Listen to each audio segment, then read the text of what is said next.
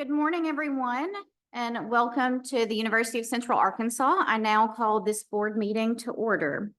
I would like to ask that if you would like to address the board this morning, please come to the microphone and identify yourself.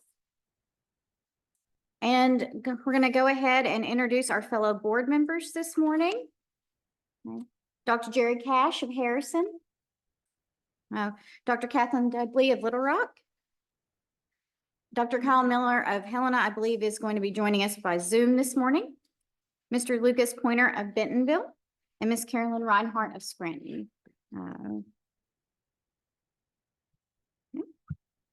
At this time, we were going to be dedicating a small plaque to Kelly Erstein in commemoration of his service to the Higher Education Board, but he got on a plane and said goodbye and got on and went to vacation this morning.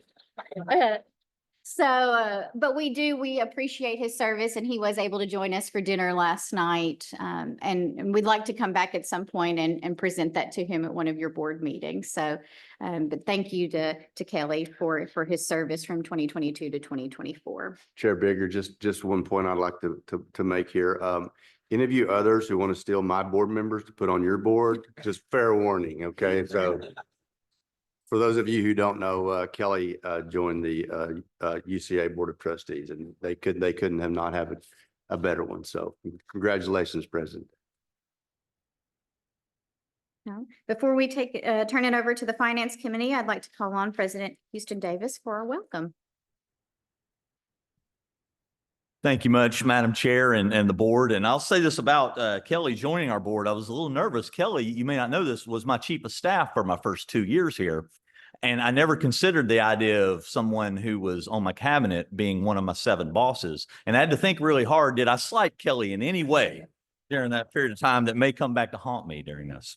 Well, we are honored to have your board here today for your meetings. We were delighted to be able to host you for dinner last evening. I certainly know that our board very much enjoyed being able to have some time to visit with you as well.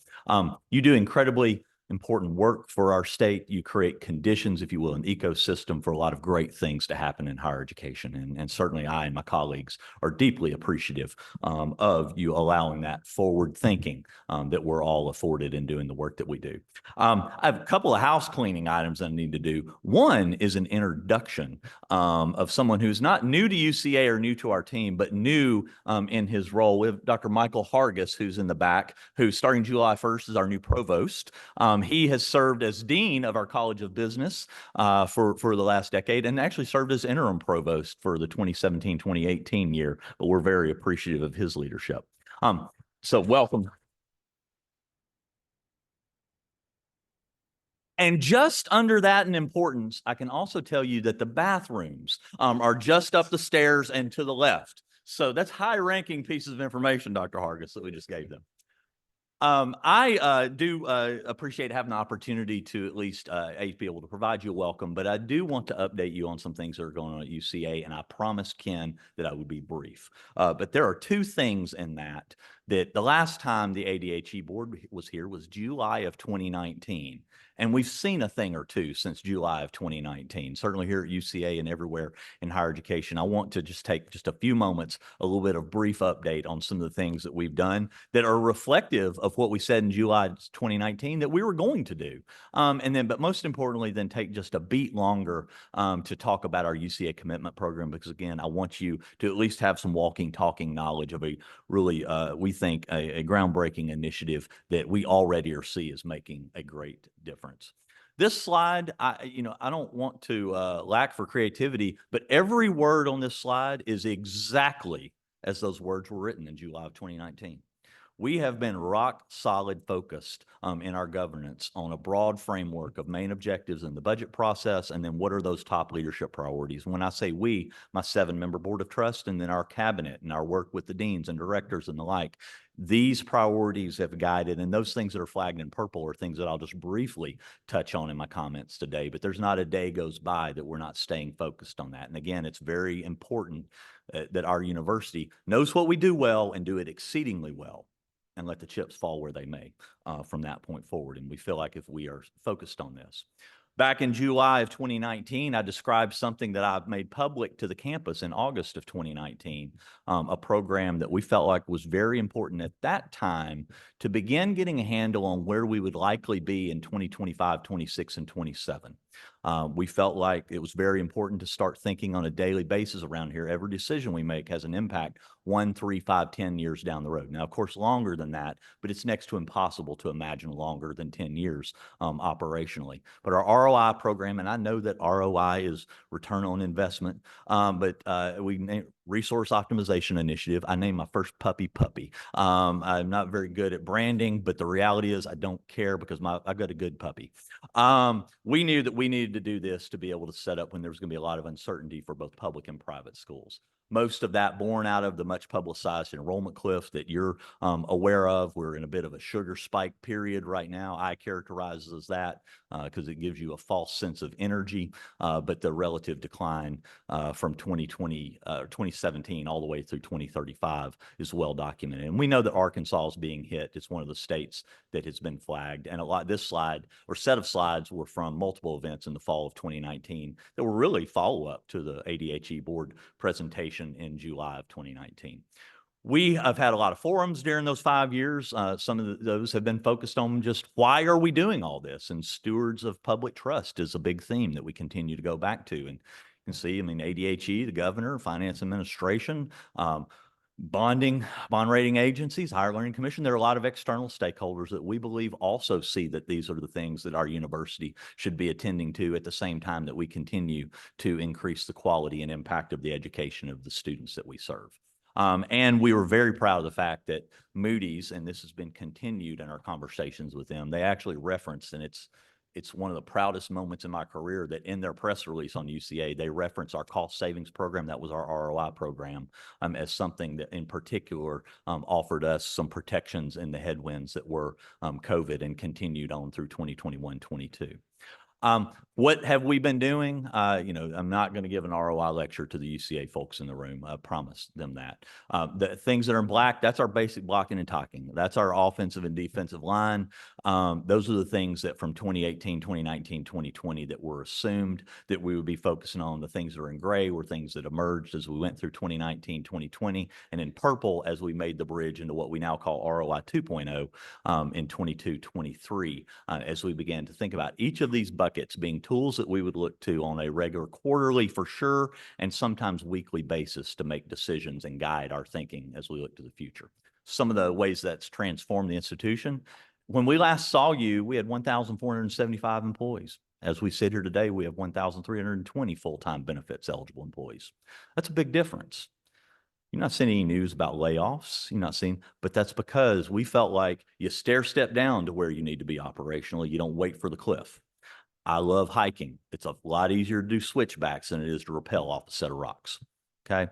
So we saw this as something that we needed to do on our terms because we knew where we needed to be in 2026, 27. And again, just that 155 employees, that's $12 million of budget flexibility and air to breathe that our university has had to make decisions about how do we want to do. And certainly is a lot of work on behalf of a lot of individuals. Some of those examples go into academics and to scholarships and the like. We have streamlined 6 to 5 colleges. We've done some reorganization for efficiencies and enrollment services to create really true one division. We're very proud of the fact that academic ROI, one of the after effects of that was we were the first of the universities and colleges in the state to have 0 low enrolled programs on your productivity list. And that's something that's a dynamic thing, but we always want to maintain that. And our ROI type of thinking has allowed us to do that and do it on our terms, not doing it in a reactionary way because a budgetary shock is causing it to do. And then in addition to that net change in positions, we have reassigned probably 80 plus to other departments that are growing. We have academic departments that are growing like crazy, that are in desperate need of faculty positions, but we know it's limited the amount of new money that's going to come from the state, and it certainly is limited the amount of money that we can get from tuition and fees. We always talk about we cannot treat students like they're ATM machines. We have to assume that that's a fairly static, modest growth from that. Scholarship right sizing, I'll give the example. We had several sets of scholarship that as we began this journey that we realized that we were over awarding significantly what need was. And the corollary to that is you were under awarding a lot of students that desperately need aid. We had one example where a lot of students were getting 172% of need. You're reading that right, 172. You can't defend that. I mean, those scholarship programs are still the Cadillacs. They still are giving full awards plus a little bit, but being able to redirect. But you don't take that away from the students that were promised it. You make that decision and then you wait 4 years to allow that to wash out to get that flexibility.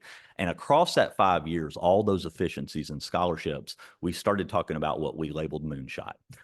We started talking about what will we be able to do once we truly not look for new money, but free up dollars to be able to better serve as many students as possible. And then EAB, Education Advisory Board, is a partner with us on a lot of what we do in enrollment, but they also help us really on a weekly basis. We watch our net tuition revenue, monitoring that against peer institutions and aspirational peer institutions.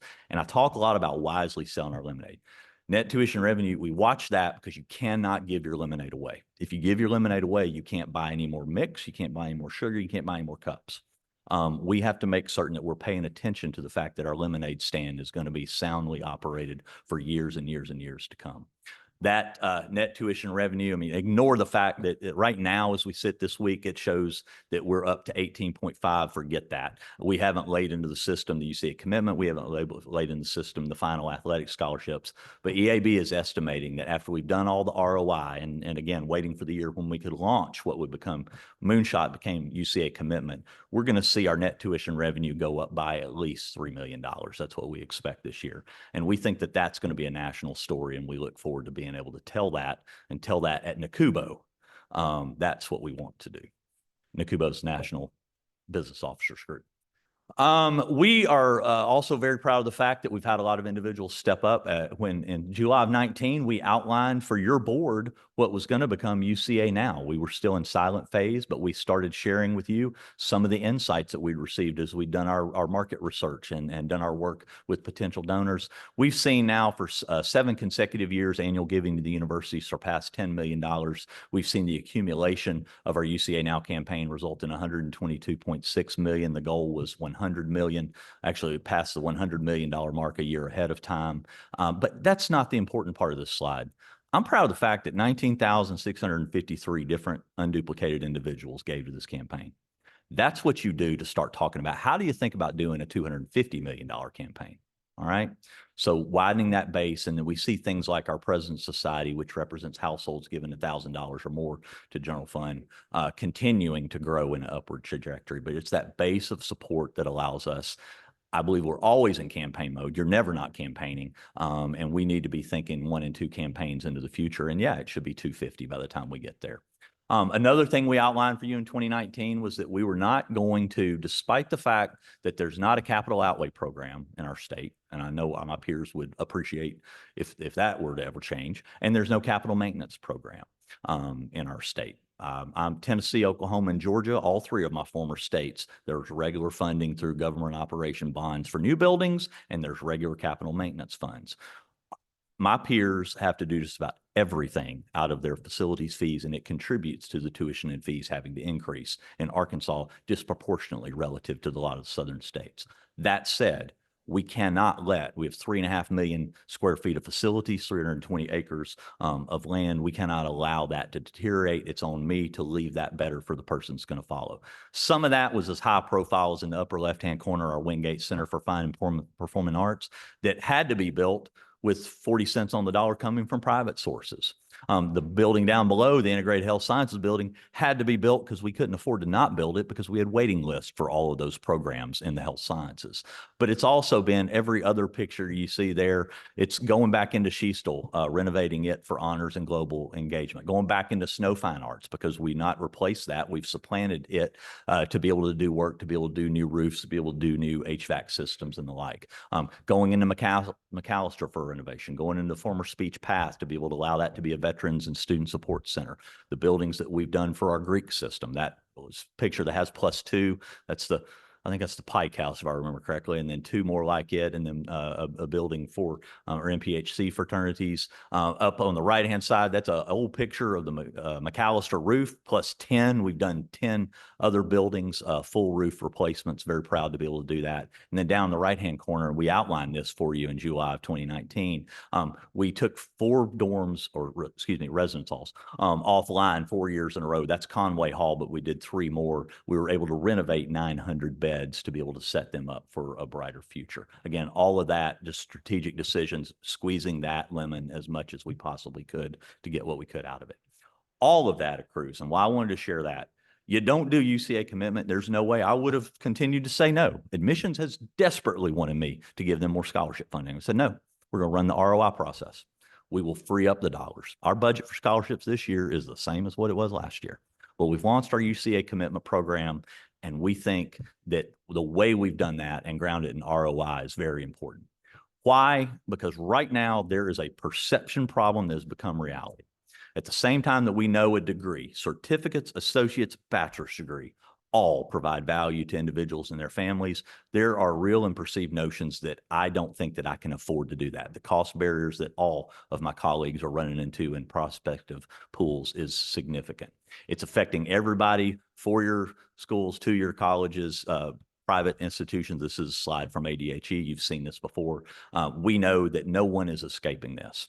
I'm proud of the fact at UCA that our average total loan debt, when somebody walks across the stage at the Fair Center and shakes my hand and gets that degree, that average loan debt's $22,310 for that graduate. But if you're poor, that may as well be $22 million. All right. So we could say, oh, it's great, we're way below national averages. Nah, doesn't matter to the students that we serve. Being able to get it down and isolate it to the average unmet need for those students is about $4,000 a year. So as we were working Moonshot over the last 5 years, it was really honing in on what's that unmet need. And let's start thinking about how we can eat that elephant a little at a time, and those chunks, those bites are 4,000. We know that discouragement, but have not been able to bridge that gap. It's one thing to figure it out for 1 year. It's insurmountable trying to think about how to do it for 4 years. And we know that a lot of people are walking away. And if we could find some way to be able to shift resources toward this higher, better use of those dollars, then we could shift that narrative and fundamentally change what we're doing. What we launched with UCA Commitment is extended to any Arkansas family that is either Pell Grant eligible or makes $100,000 or below household income. We felt like that was important because we need to reach that murky middle, that family that they got 2 income earners, but there's no money at the end of the month. There's none. Forget about the idea of trying to go to college. So we wanted to be able to break down those barriers, but we also wanted to make certain that students were claiming what is already available to them. I mentioned my past in Tennessee. The Ayers Foundation and the Knoxville Achieves program became Tennessee Achieves. What we saw when we were dealing, it was then Mayor Haslam, then became Governor Haslam in Tennessee. What we saw was when we had those students, those 2 partners doing that work, do their FAFSA and then do their Tennessee lottery scholarship. This was 20 years ago. They got that unmet need figure down to $954. Okay. We knew that we would see a similar sort of dynamic. And as we've shaped this out, that unmet need figure has gone from $4,000 on average to $1,900 here at UCA. So it's been remarkable to be able to see how utilizing our existing dollars, making certain that students are maximizing their federal and state monies. We certainly, we look forward to continuing to fundraise toward this program, but we're going to do it whether we raise $1 or not, because we were in good position because of ROI to be able to do it. And we see as this grows, especially sophomores, juniors, and seniors, we'll have corporate and we'll have nonprofit partners in the area that will likely benefit from students being able, for those that do have some work study component, to be able to do that as part of their internship. Last dollar scholarships for all, and for those that have this most significant unmet need, there's work study opportunities if they opt into that. We have 746 students that will be in this incoming freshman class that are on UCA commitment, and it looks like around 85 to 90 of those will be work study. So we're very excited about our first. We modeled 757 in our modeling of what we would likely have this year, 746. I feel like that's good enough for government work. The response has been significant. And again, what we're offering them is a debt-free pathway. Parents have really responded to the idea. This is a commitment. This is a commitment on part of the university, but it's a commitment on part of the family and the student as well. I think that plays well to mamas. We've really appreciated what that's done. And we're seeing the impact.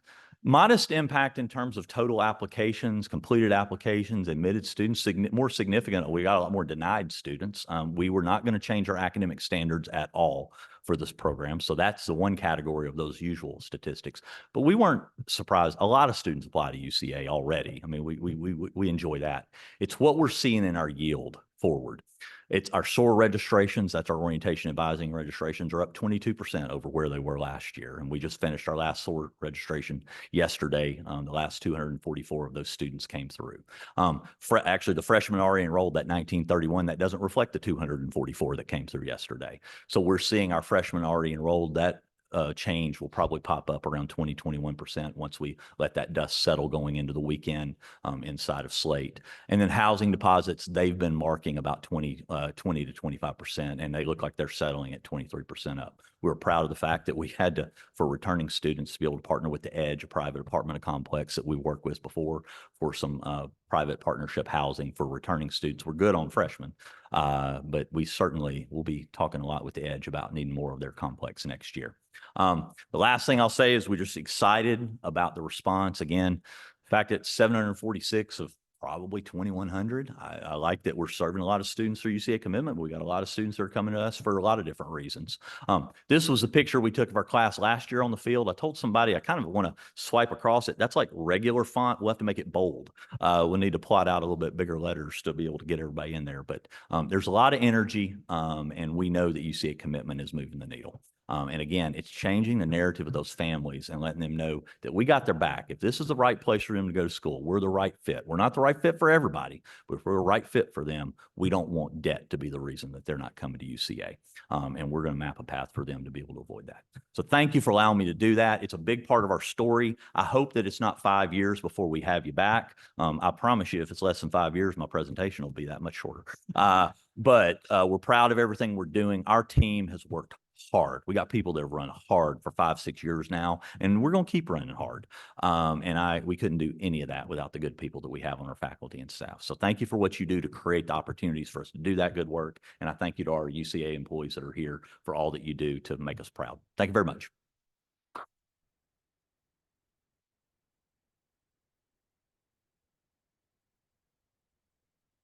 Thank you, Dr. Davis. What's going on at UCA is really remarkable, and it's wonderful to see this debt-free pathway for students and families. I always love coming to Conway. It's such a beautiful, very welcoming community, but I think what I like most about it is that education is really at the core of this community, at the heart of it, and particularly UCA, and that is evident throughout the entire Conway area. So you're doing a wonderful job here.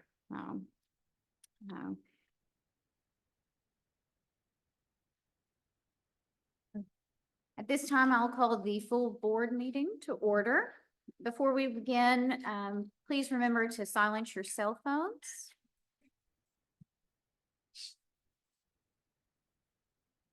Thank you. Okay. We'll start off with action agenda item number 13 this morning. This is the minutes of the April 26, 2024 regular meeting and the May 29th, 2024 special meeting. These begin on page 13-1 of your agenda book. Just take a moment to review and let me know if there are any questions or changes needed for these minutes.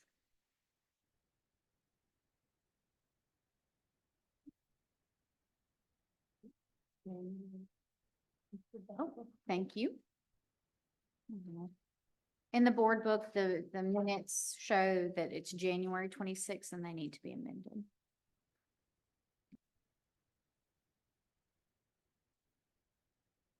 Anything else?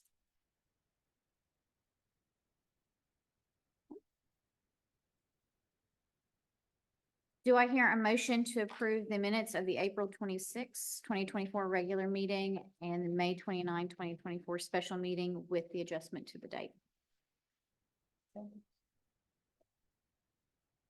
First and a second, all in favor? Aye. Any opposed? Thank you. Information agenda item number 14. Dr. Ken Warden will present the commissioner's report. Thank you, Madam Chair. Let me just begin by thanking the board for their service and all the things that you do to help us move the higher ed mission forward in the state. Please know how much I appreciate each of you. And I know we talk outside of these, from time to time on items and stuff that each of you have questions, concerns about. I just appreciate your diligence and the lens that you provide to us to improve higher education. So thank you. I also want to thank UCA and Dr. Houston Davis for the hospitality. We had a wonderful meal at the President's House last night, and this wonderful, beautiful facility here this morning, and all the hospitality that he's shown our group. And the campus looks wonderful, and we're appreciate all the work that UCA does to move higher education in Arkansas and help its students. Also want to thank our staff, the grind that they do every day to make this work sometimes look easy, sometimes not so much, but really blessed, as I've said many times before, to have such a motivated, dedicated group of people and service oriented to help our schools and to help one another. And one person in particular, Miss Nicole Abernathy, who makes me look smarter than I probably really am on a daily basis. And that's kind of hard, but Nicole, thank you for your skills and organization, all the things you do to help us. I want to start this morning with our institutional changes. We've got a few folks in the room we want to recognize and ask to stand as we mention them. First, Southern Arkansas University announced the appointment of Dr. Bruno Hicks as its 13th president, effective June 17th. Dr. Hicks previously served as the provost and vice president of academic affairs at Dalton State College. Welcome to Arkansas, sir.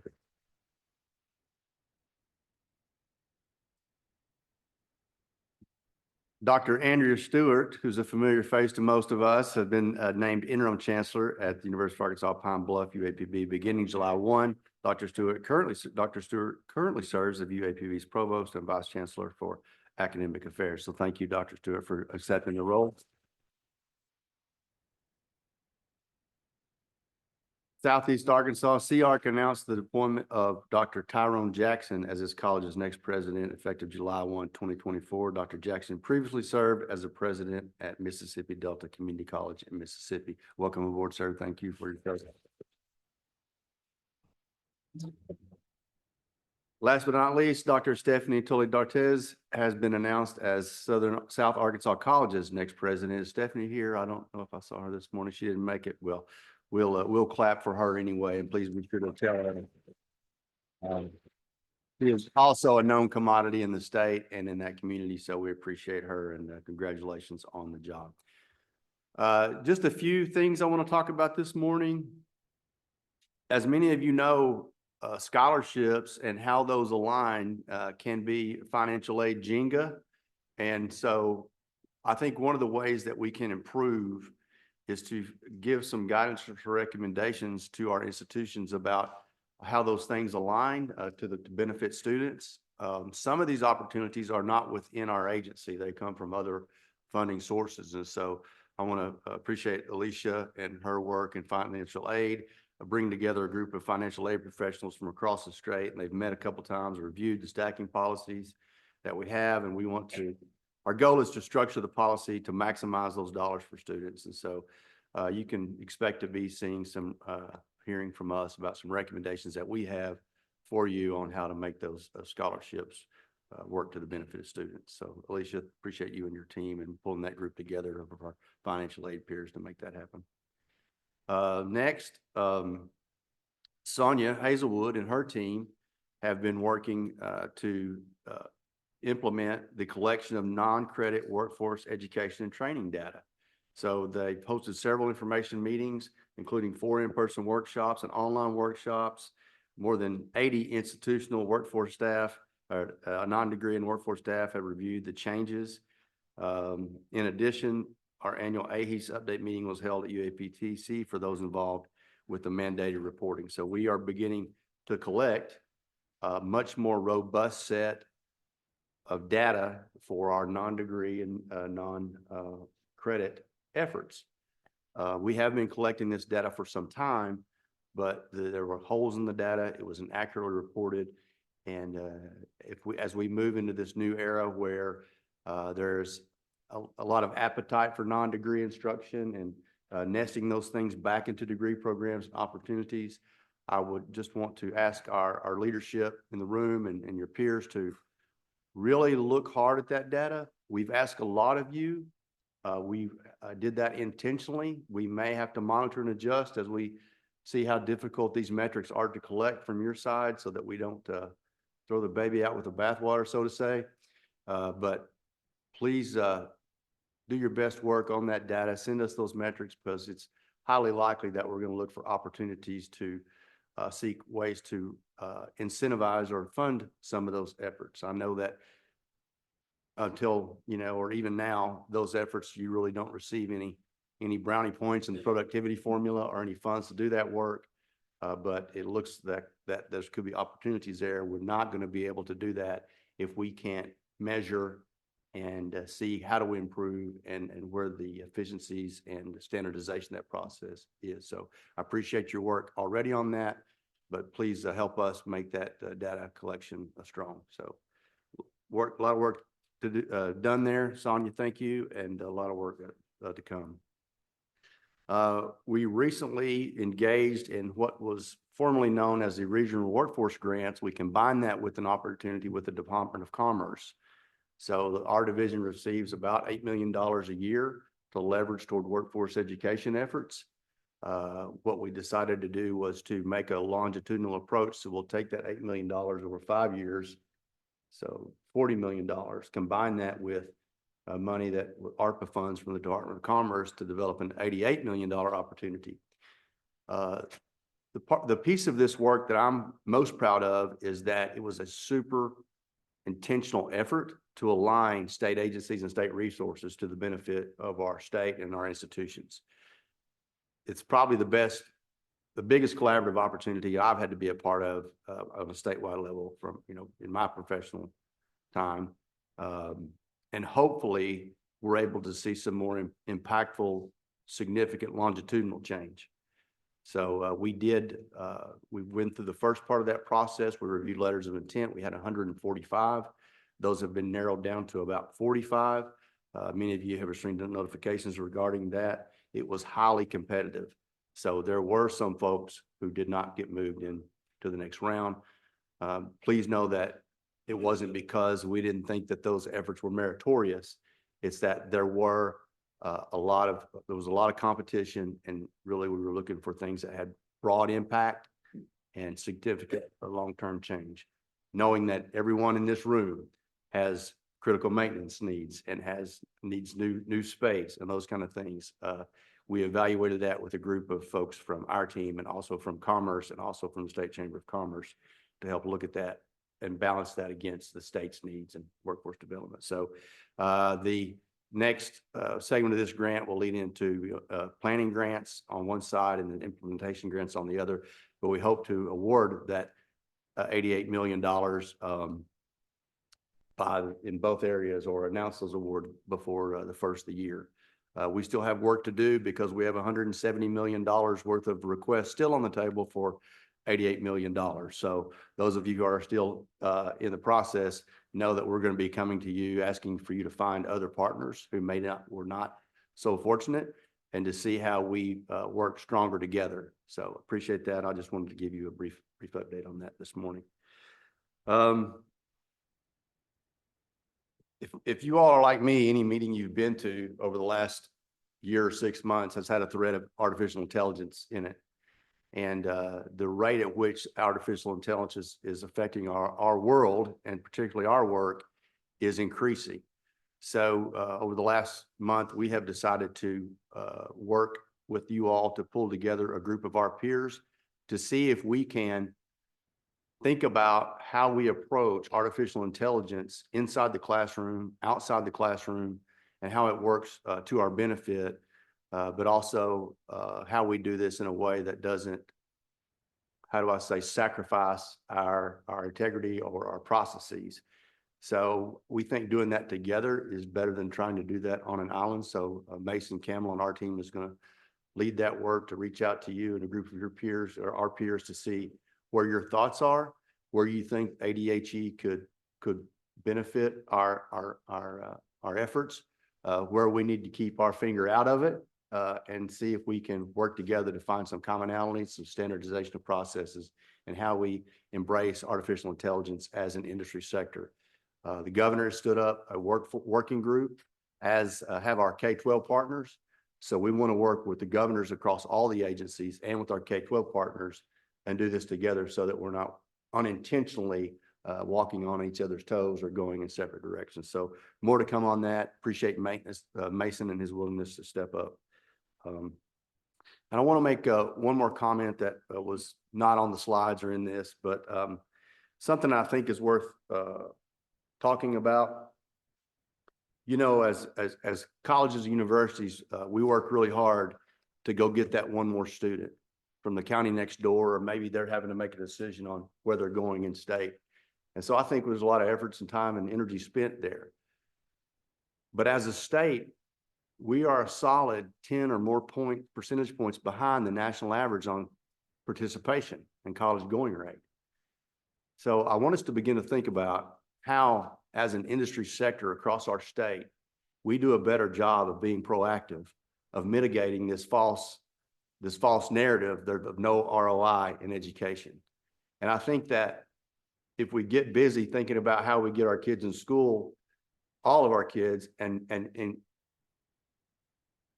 narrow the gap of that 10 that we're behind on national average, maybe, just maybe, we're not as impacted by this birth rate and this, enrollment cliff that we're all talking about.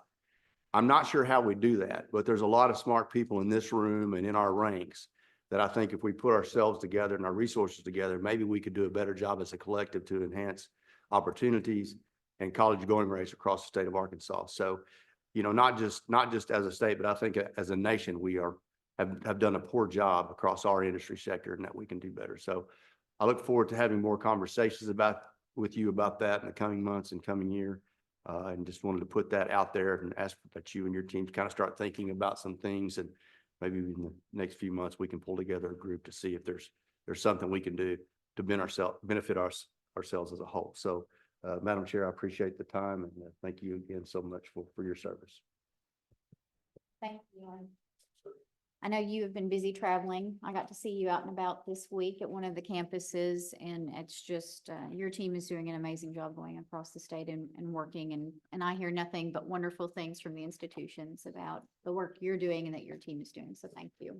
Thank you. And you know what? I'm remiss if I didn't, I want to appreciate one more person. We had one person in our office who really has gone above and beyond, working within and outside of our agency on this higher grant process. Dr. Tina Moore, I think she's in the room somewhere. I want to appreciate Dr. Moore for the yeoman's work she's done.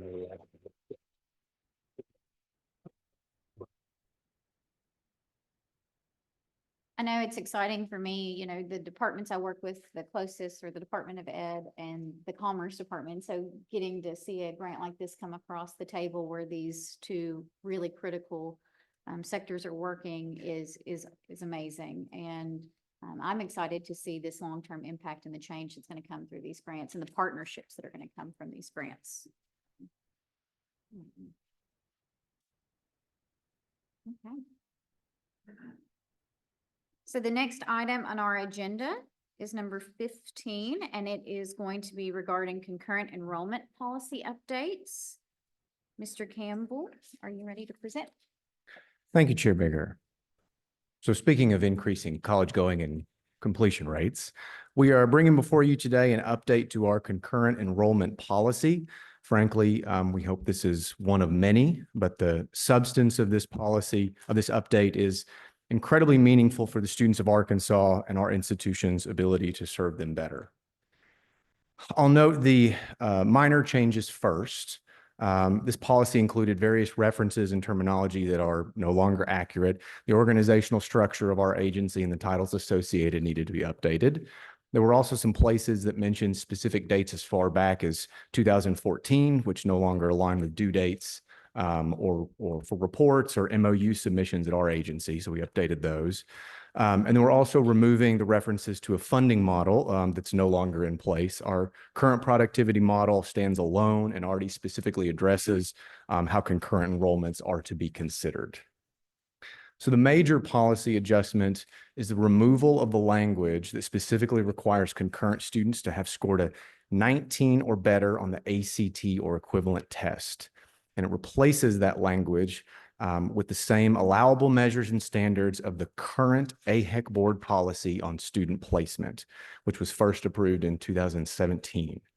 Simply put, this language would allow institutions to continue to use objective measures such as ACT, AccuPlacer, the new Atlas score if they wish, as well as measures such as previous coursework, career training, high school GPA, or other measures supported by the analysis of predicted student success. This adjustment is supported by research conducted in Arkansas that this board and everyone in the room has likely heard me or Tracy or Dr. Warden talk about before. The details of the study conducted by the Center for the Assessment of Post-Secondary Readiness are available on our website if anybody wants to dig deeper into that research. These changes are also one of the key findings of our recommendations in our recent concurrent enrollment stakeholder report, which is also available on our website. And then finally, this policy change is supported by our institutions. We know, and our institutions know, that standardized tests as a single placement measure creates an unnecessary barrier for students who could succeed in concurrent coursework. So instead of us telling the institutions to use this specific score, this would allow institutions to select the measures and benchmarks that will indicate the highest chance of student success. It's a meaningful change that we think will increase enrollment and completion in the concurrent space. And with that, I'm happy to answer any questions.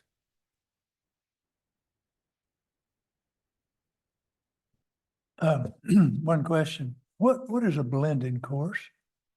A blended course, I think in the policy, blended course is when AP and concurrent are done at the same time in the same course. Okay. Advanced placement, yep. I had noticed that in the writing and I wasn't familiar with the term. Mhm. Dr. Cash, there are courses where high schools teach advanced placement or they teach concurrent course, and there are opportunities where they will dovetail those together. I think on that particular note, one of the disadvantages we have with concurrent credit is some of our most ambitious and academically prepared students or competitive, I should say, are competing for class rank and grade point average. And so they're in many places encouraged to take AP courses because they're weighted rather than taking a concurrent course, which in most cases are not weighted. So I think looking at that and working with the Department of Ed, elementary, secondary education, to see that our concurrent courses are on a level playing field with AP opportunities, because I will contend that AP courses may or may not be as rigorous as concurrent. I think the rigor of the course ends up to being the faculty member who's standing in front of the room or on in the virtual environment, not whether it's an AP or a concurrent course. And it's a disadvantage, I think, to our college universities and to our students if they take an AP course and at the end of that have to take another high stakes test to get the credit given, when they could take a concurrent credit course if it was on a level playing field with a weighted score on their GPA. So I think that's something we need to look at in the future too. So, many times a student will not take a class or take a 0 credit class rather than take a concurrent class because it will deflate their GPA, because the most they can do is 4 points on a 4-point scale rather than a weighted GPA. But if Sorry for that sidebar there. if they take the AP test and say they score 2 on it, so in most cases that isn't transferable to an institution. So do they end up with only high school credit? Is that what they get from that? So they can't transfer the course. Okay. Okay. And AP test scores and whether those are accepted or not vary by institution. So Yeah. some folks will accept a 3, Some sometimes 3 4, and some 5. 4, yeah. One question. Yes, One sir. of the changes would allow colleges to use concurrent students for FTE funding purposes. So we removed all of that language. Remove that. Yes, sir. Yep. So the way concurrent students are recognized in our funding model would not change at all. And those specifics are outlined in our spec doc. Yep. So we essentially had a little, not a blatant conflict, but it just mentioned funding that was no longer accurate. So we pulled all that out. Yeah. Is it possible to give a weighted grade in a I mean, I know it's not currently possible, but is it possible to assign a weighted grade for a concurrent credit? And then it be whatever it is without being weighted at the university level? the college level? Yes, that's something that the secretary has been very adamant about, increasing weighted credit in the concurrent space. Right now you will find some concurrent courses are weighted, but we'd like to see that number grow. So what does the next step look like for that? So those rules would lie on the DESE side on how they weight that credit. And so we are working with the DESE team to try to get that improved. Yep. Our policy wouldn't speak to weighted credit, but DESE does have a set of concurrent rules that we are making sure align. So there's no conflict in those. Thank you. Yeah, so Dr. Dudley, there are school districts who weight concurrent credit. That is just not globally or done across the state, I should say. So it's not. So we're working with DESE to see if that's something that we can do in rules or otherwise to standardize that so that all schools will award weighted credit. Mason, I know with the LEARNS Act now that you have these new diplomas of distinction merit that require at least, 18 hours of concurrent credit? Are all of the institutions, all the higher ed institutions serving as concurrent credit partners for high schools across the state right now? Or are there some that are not? There are some, a couple of 4 years that are not providing concurrent credit at the moment. Mhm. That was a conversation we were having up here earlier. If there were pockets of the state that were not able to take advantage of concurrent credit right now, and is there a way to be encouraging that a little bit more? Yes, we do encourage, and of course, everyone knows that we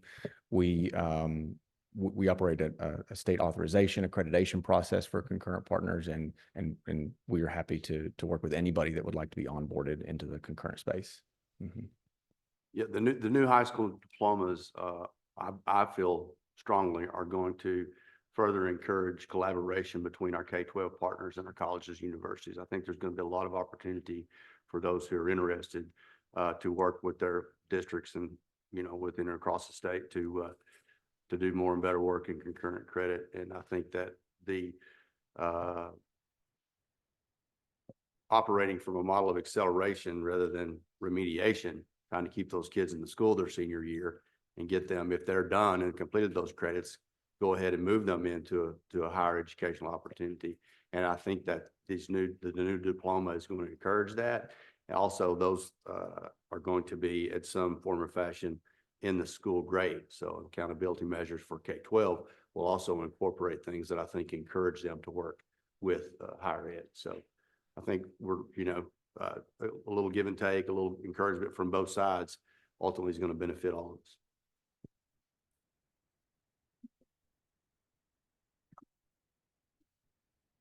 There are no other questions. Do I hear a motion to approve the concurrent enrollment policy updates?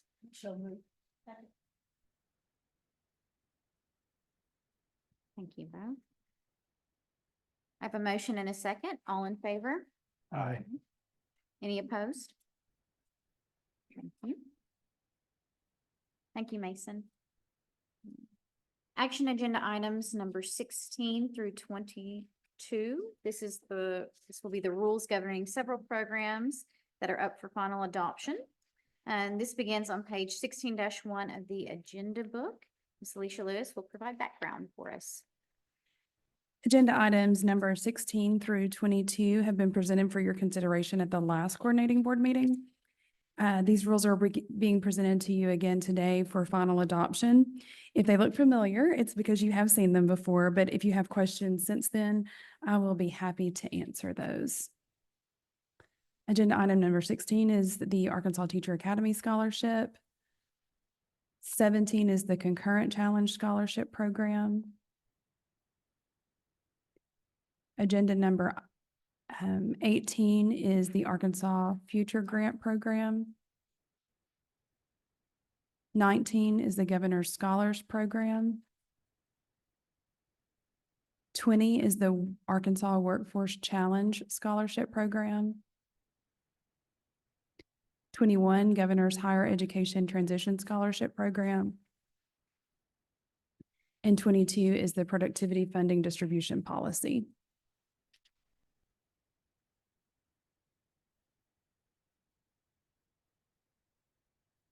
Any question on these updates?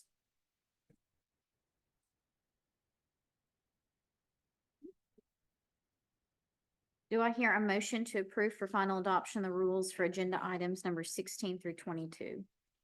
So moved. I have a motion and a second. All in favor? Aye. Any opposed?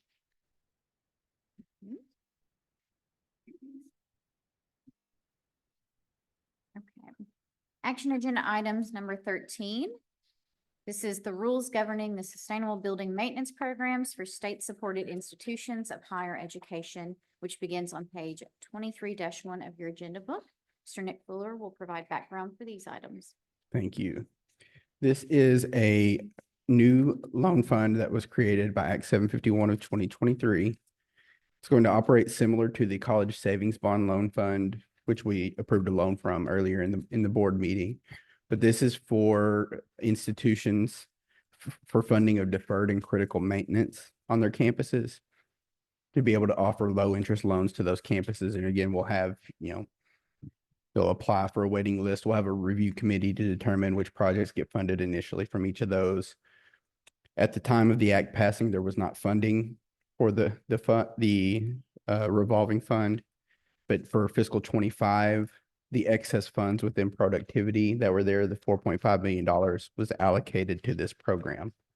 So we do currently have $4.5 million to be able to distribute once the rules and everything are in place. We can start the process to determine issuing loans for these deferred and critical maintenance projects.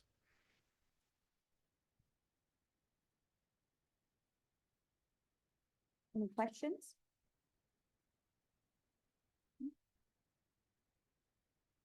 Do I hear a motion to approve for initial approval the rules governing the sustainable building maintenance programs for state-supported institutions of higher education?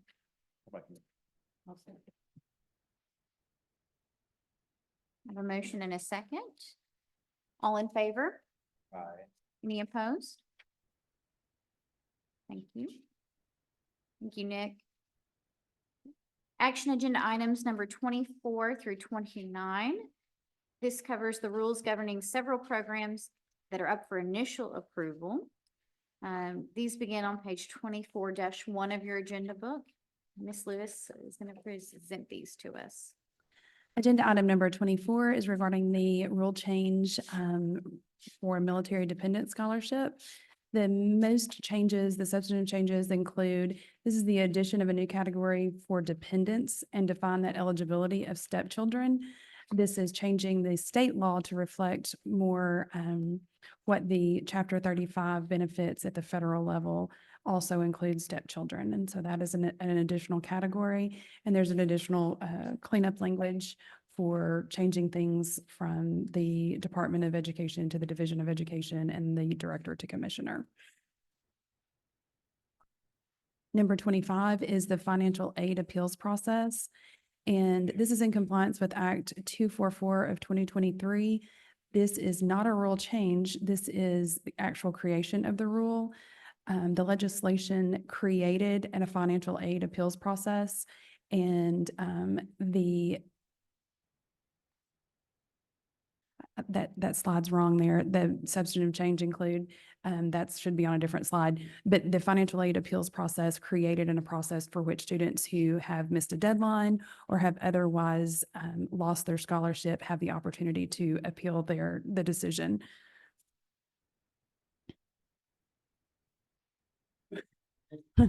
They're reversed. The state teacher education program is agenda item number 26. And if you'll go back, this is an increase in the loan payment from 3,000 and in some cases 4,000 to overall award $6,000 to students who are teaching, to teachers who are teaching in either a high geographic needs area or a high needs subject area. Agenda item number 27 is the Teacher Opportunity Program, and the only changes that were made to this is the clarity on the definition of semesters and include summer semesters as an eligible time to be reimbursed for students. Agenda item number 28 is reflecting the Washington Center Scholarship. And again, the only change that was made on this rule was the definition of the semesters and how those are defined. And finally, agenda item number 29 is the Law Enforcement Dependent Scholarship. And the only change that was made to this rule was clarity on the definition of semesters and making sure that we include the summer semesters for students to use aid. And I'm happy to entertain any questions with these items.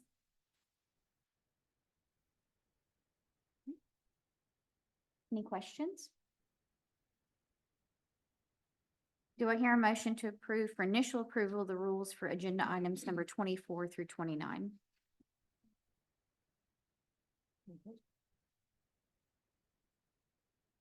I have a motion and a second. All in favor? Aye. Any opposed? So this time we'll go into the report of the Finance Committee, which recommends for approval the agenda items number 1 through 6. Do I hear a second to approve agenda items 1 through 6 based on the Financial Committee's report? Thank you, Lucas. Okay, and we're going to go ahead and vote on these items. So all in favor to approve the Financial Committee's recommendation, say aye.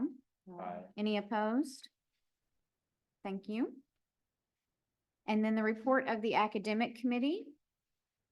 There were no actions for approval, but they have reviewed the information items number 7 through 12. And then finally, opening the floor for public comments this morning. Are there any presidents or chancellors who wish to address the board?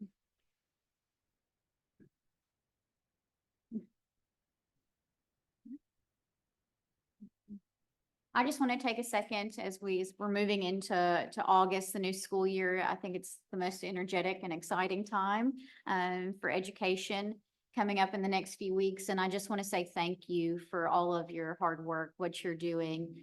You truly have the greatest impact on the future of Arkansas than any other profession. So thank you so much for all of your hard work. And I know the next few weeks are going to be tough, but it is so appreciated and seen.